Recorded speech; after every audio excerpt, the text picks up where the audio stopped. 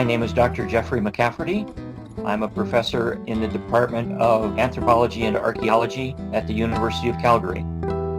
One of the things that especially excites me about work in Nicaragua is the fact that it's an area that is relatively unknown from an archaeological perspective. And as a consequence, we've had the opportunity to truly rewrite the history of the country and of its pre-Columbian peoples. I've always been interested in historical archaeology, and so my research for the past 15 years has been investigating archaeological sites along the shore of Lake Nicaragua, in part to follow historical references to the migrations from central Mexico into Pacific Nicaragua, dating to along about 1000 in the Common Era, and the opportunity then to look at questions of ethnicity and other aspects of social identity of a migrant group that has settled in a new territory.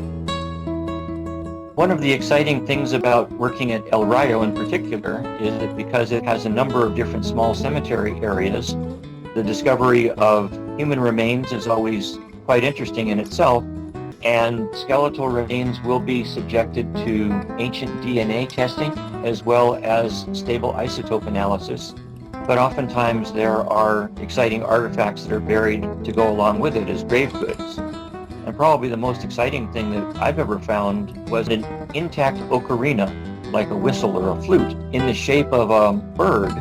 And so when I gave an end-of-field presentation at the National Palace, we were able to play this instrument for the first time in 1,000 years.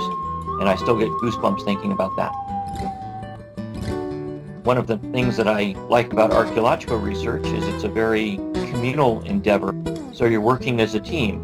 And through large-scale projects, such as this field school, it'll be a team that'll consist of professional archaeologists, graduate students, other undergraduate students, Nicaraguan archaeologists, and members of the Nicaraguan community.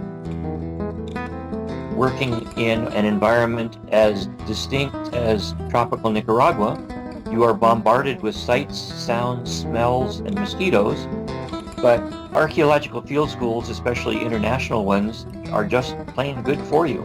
They are an opportunity to learn about other cultures. They're an opportunity to participate in sort of scientific investigation, developing research questions, participate in the discovery process, and then interpret the information that's being found.